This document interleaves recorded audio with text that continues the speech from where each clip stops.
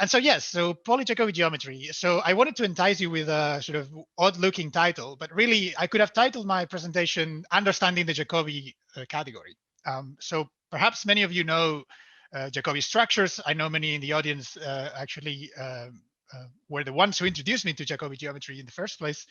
So I want to give you my outlook on this, and hopefully I'll try to make it clear that with some clever decisions in the way we can make good progress and have pretty deep, nice understanding.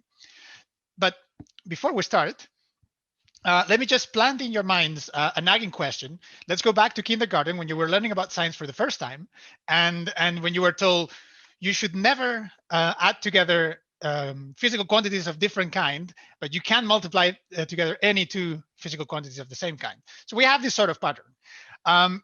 This is kind of confusing from a mathematician's point of view. It's like, oh, why should I only add together similar kinds, but multiply together freely? And then maybe when you go to maybe primary school, you're told that physical observables are functions. And then maybe in high school, you're told that they are Jordan algebras or C-star algebras or something like that. So you have this extra input mathematically where you're told, no, actually, you can just add and multiply freely because these are algebras. And it's in definition that you can just do it freely. So what the hell's going on here, right? Anyway, I just want to plant that nagging question in your mind. And then let's move on with the talk. So this is a Poisson geometry event, so I should probably say something about Poisson. So this is the way I understand the Poisson category. I summarize it in these four terms: submanifolds, morphisms, products, and quotients. And it's an interplay between the geometry and the algebra of the two sides. So we all know the Poisson manifold is a smooth manifold that can be characterized with this bivector field that gives a musical map. And it characterizes a Lie bracket given by that formula, as we all know. And then, so we get all these elements of submanifolds first, for example, coisotropic, that we characterize as their vanishing ideals being coisotropes on the algebraic side, morphisms that we characterize as the pullbacks being morphisms of Poisson algebras, and then we also characterize as coisotropic submanifolds of the product manifold, product Poisson, which in turn can be canonically defined again with the Cartesian product and characterizing algebraically. As you all know, I'm glossing over these details because I'm sure everyone knows. I just want to paint the picture finally with a quotient there. As everyone knows, this is more or less what is familiar to, I hope, most of us in Poisson geometry. So when I went to IMPA in Rio de Janeiro a few years ago, I met Jonas Snitzer, who I think is around in this conference as well. And he introduced me to the crazy world of Jacobi geometry. And I actually learned from Alfonso Tortorella and Luca Vitagliano all this language that I'll introduce in a second. But when you first get introduced as a student, when I first got introduced to Jacobi geometry, I was a bit baffled because I knew about Poisson. I knew what I just described. I knew that we could go non-degenerate and then be symplectic. And so we have some kind of tensor with an integrability condition. We can go into the exact direction where your tensor actually is given by a total derivative. And you can make this locally conformal. You can just relax the globality and just have this kind of structures in patches around your manifold. Now, traditionally in the literature, we find the Jacobi manifold structure, what I call to be what I call a Lichnerovich manifold structure, just to distinguish from the general Jacobi that I'll discuss in a second. And this is a manifold with a bivector field and a vector field that together can define a Lie bracket that will satisfy a Jacobi identity given some integrability conditions. And of course, if you set R to be 0, this recovers Poisson. And so again, you can go into the non-degenerate direction to find contact. You can go into the exact direction to have exact contact given by specifically a one form. And again, these objects satisfying some integrability conditions. And of course, you can do things locally conformally, and so you can have a patchwork of these sort of structures all over your manifold. So the first time you learn about this, at least the first time I learned about this, I thought, okay, so I'm very familiar with Poisson, right? We all know and love our Poisson fish, and but I thought this feels a little bit like a scary shark that is coming to eat me, and so that's how I felt, that Jacobi had all this. There was all this literature on Jacobi geometry from the very beginning with Lichnerovich in the 70s, but like through the 80s and 90s, with many results that resembled a lot the results in Poisson geometry, but I couldn't get one reference or one set of references that basically put a nice lace over it and said, this is Jacobi geometry, this is the end of the story.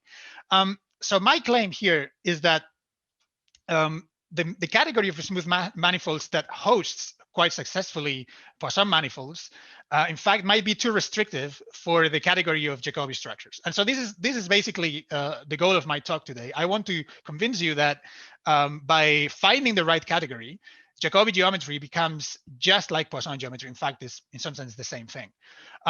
So anyway, so I want to illustrate with this meme that is going to be a running theme for my talk, that the Jacobi shark is coming to eat us.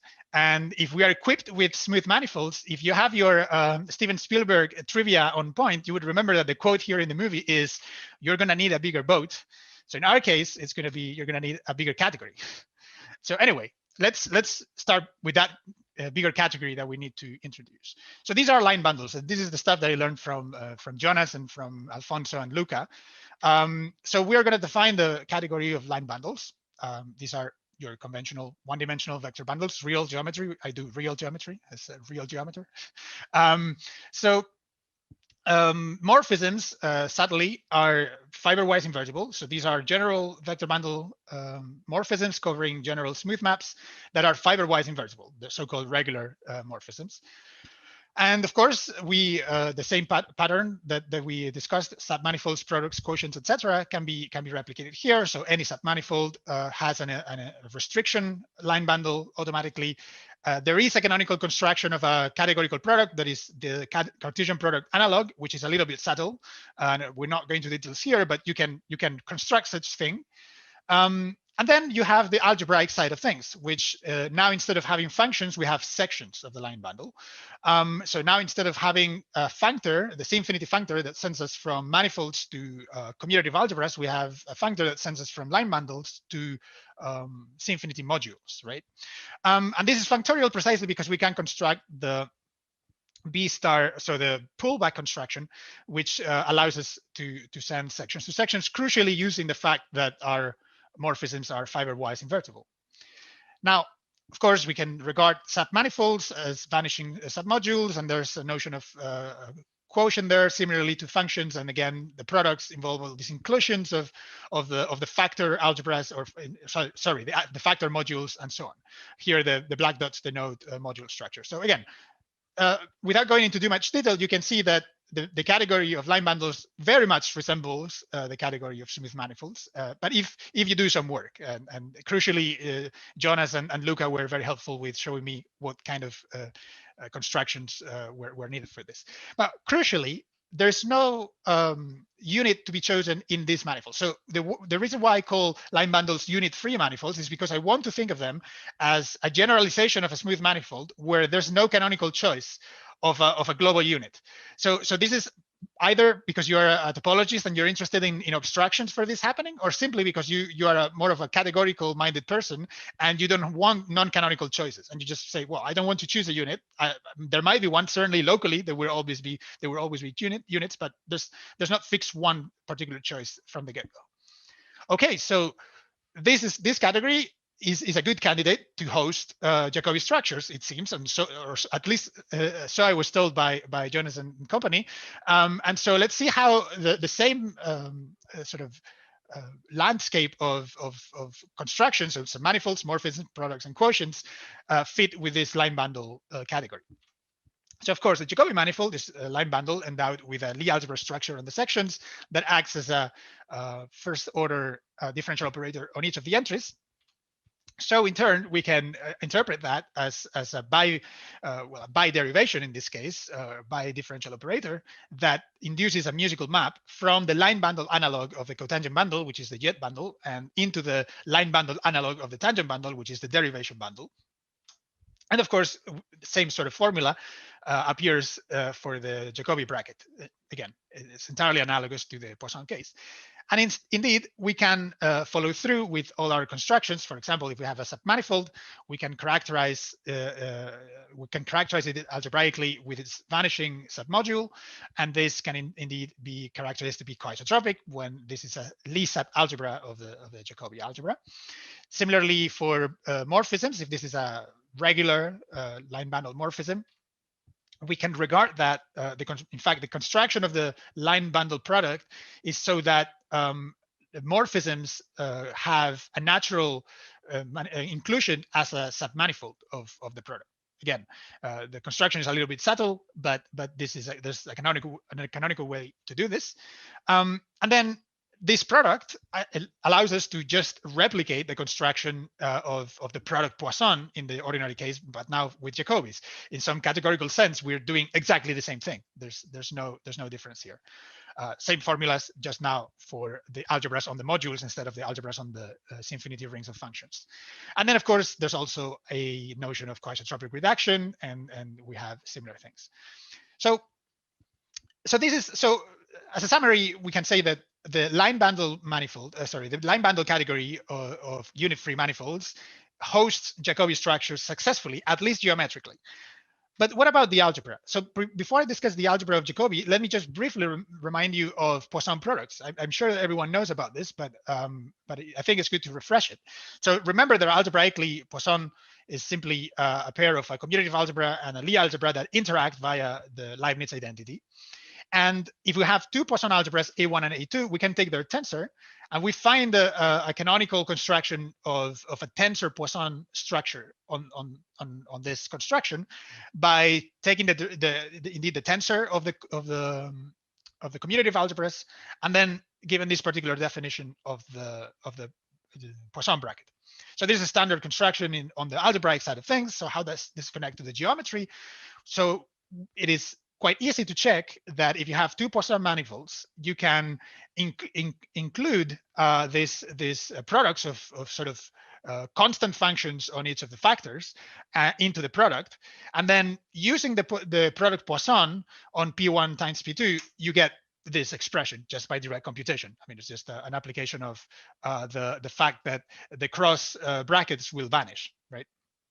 And so indeed, we have a natural inclusion of the tensor products of the algebras into the algebra of the product. So that's how the algebra and the geometry communicate at this level. And we can summarize this very nice fact quite neatly in the statement that the C-infinity functor, which usually takes manifolds into their commutative algebras of smooth functions, now sends Poisson manifolds into Poisson algebras.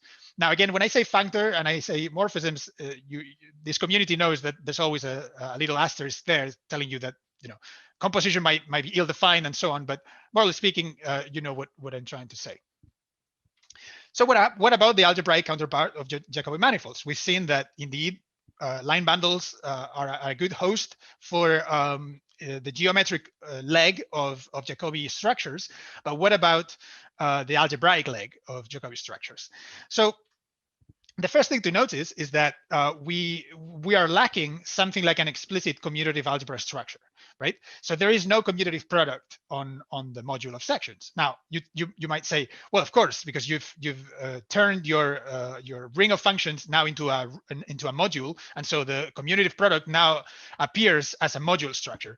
Okay, fair enough, but still, I don't see an explicit interaction of the module structure with the Lie structure, at least not. I mean, unless you get into the deep theory of differential operators and you start building some theory, which is what we're trying to do here in a sort of tangential direction to that. Now, more importantly, is if I give you two Jacobi structures, I told you that geometrically you can easily define a Jacobi product geometrically with a line bundle product. And the question is there a natural way to include products of Jacobi sections into this product of Jacobi manifolds? Well, the immediate obvious choice doesn't work just by purely linear algebraic reasons. I mean, you're taking some tensor power of some pullback bundles, and that's nowhere near the definition of the line bundle product. So that doesn't work just prima facie, right? And now, more generally, and this is sort of the guiding question that I wanted to answer by the end of my PhD. This was my main motivation to push forward this kind of formalism, is what is the C-infinity functor analog in the context of Jacobi Jacobi structures. So for the case of Poisson, the C infinity functor sends Poisson manifolds into Poisson algebras. What is the analog for Jacobi, right? So okay, so we've seen that the geometry worked out with line bundles, but the Jacobi shark came to eat us. It ate smooth manifolds, and unit-free manifolds are still desperate because they say, well, we did great for the geometry, but we broke down for the algebra. So you're still going to need a bigger category after this. So let me introduce that last category that I want to build. And let me get my time because my phone. Okay, so I think we're doing fine with time. So what is this category that I want to construct? Well, this is what I call dimension sets. Basically, A is a set, and D is a set of labels, and alpha is a surjection from A to D. So you can think of this very, very mundanely as simply a bundle in the most primitive sense. It's just a surjection of sets, nothing else. And of course, we want to take morphisms of these objects to be these commutative diagrams, as you should do. And most importantly, what we want to do is to start throwing binary operations into these kind of objects. So basically, what we want to do is to develop the traditional theory of algebra, but starting with these kind of sets that are labeled, that have types or kinds. And perhaps the nagging question I planted in your mind at the beginning of the talk is coming back to your head, because this is kind of the direction that we're going. So we want to define some operation, so some binary operations that are compatible with this typing structure, this sort of fibration, if you like, or primary, the kind of labeling that the surjection gives you. And so by a sub-index notation like this, we denote a binary operation that is only defined on the images of the surjection, right? And so morphisms of those are maps from the total sets A and B, but restrict to morphisms of the maps.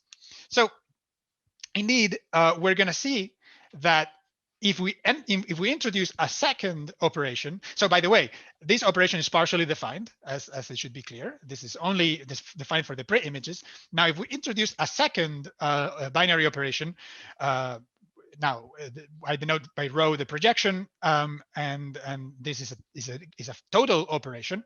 We can just impose the ring axioms. Again, we're trying to develop here traditional theory of commutative algebra, if you want. So axiom 1, just associativity. Axiom 2, existence of an identity, and axiom 4 is distributivity.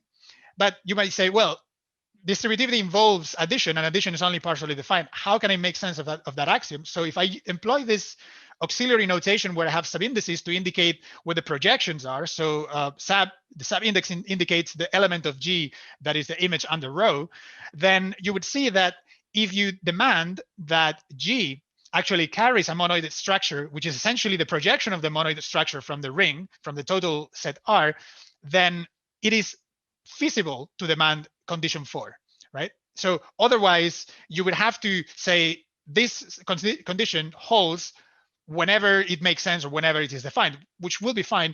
But we want to be a lot more explicit about our conditions and say, well, actually, you can consistently demand this property without any extra requirement than just the literal algebraic statement, okay? So the category of these things is what I call the dimensioned ring category, and it is indeed a strict generalization of the traditional category of rings. And you can perform all the constructions that are familiar. You can define modules, you can define algebras, you can do basically all the mathematical theory that you're familiar with. And it's surprisingly, almost astonishingly natural how easily things follow with this business. And they are strict generalizations of the usual objects, in the sense that if you make G to be a singleton, so your label is a single object, then everything reduces to the conventional theory of rings, modules, algebras, etc. So indeed, this is the answer to the nagging question at the start. This is a structure that reflects explicitly the structure of physical quantities and how we think of dimensional analysis, and how you can add some things together, but not others, but you can multiply all elements with each other. So that is one partial solution to this nagging question. Back to the talk. So what was the serendipity in my discovery? So what was the the connection with Jacobi geometry of this thing. So the idea is that if you take a line bundle and you take all the tensor powers, where positive means tensor power and negative means tensor power of the dual, this object naturally carries a dimension, abelian group structure, if you like. So obviously each of the powers is a vector space, and you have an addition defined there. So if you just take the disjoint union instead of the the intuitive direct sum that most mathematicians will take, you take the disjoint union of this and you keep your addition partially defined, just for categorical reasons at this point. But then further, you define the following product, which is basically the conventional tensor product on one-dimensional vector spaces in the following sense. So you extend it to scalars and you extend it to dual elements and so on. You get precisely a dimensioned ring structure here. And so what's crucial here to distinguish from the ordinary ring of or the tensor algebra of a manifold or a vector bundle is to note that there are as many zeros as we have dimensions. So there are set many zeros, and the tensor product actually uses the dual pairing between vectors and covectors. That's the main difference with the tensor algebra, the usual tensor algebra of a vector bundle. And so most importantly, when we apply this to line bundles, this can be done for vector spaces or vector bundles indistinctly. When we apply it to line bundles, this precisely gives us the C-infinity functor analog for the category of line bundles. So this gives a way to systematically assign an algebraic object to one of our unit-free manifolds. Okay, so that's how we made the connection. So I should be doing like 4 minutes left or something like that, just to double check with everyone. That's correct. Okay, great. So we come to the conclusion basically by looking at dimension Poisson algebras. So just to make a long story short, what is a dimension Poisson algebra? Well, it's exactly what you expect, but now everything has dimensions. So a set has a set of dimensions or labels, and then a commutative product has a dimension, and a bracket has a dimension. Again, this dimension, they are a bit like the order or the shifting for people familiar with the shifted business.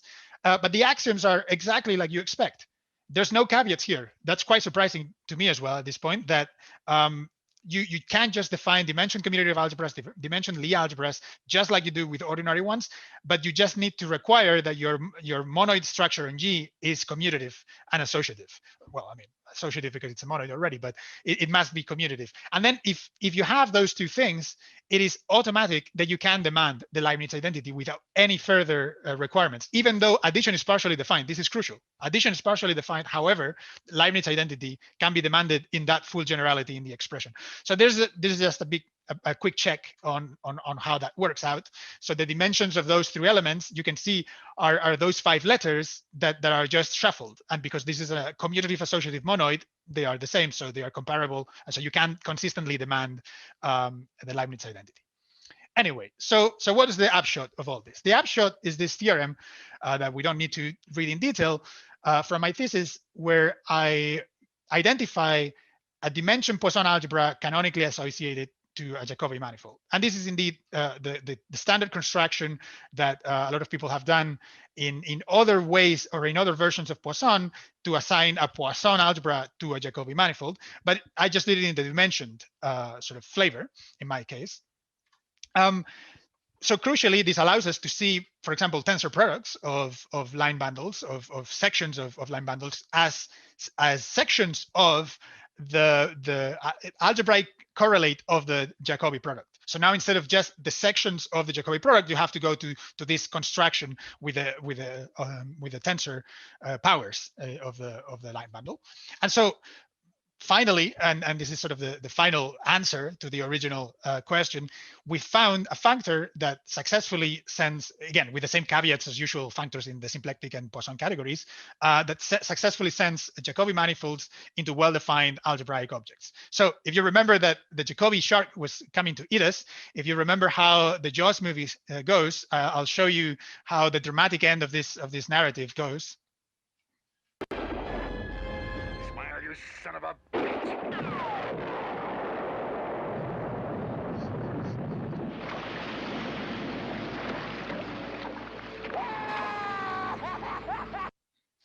All right, so So let me just, in 30 seconds, tell you what the Pauli-Jacobi structures are, so that gave title to my talk, and then I'll finish here.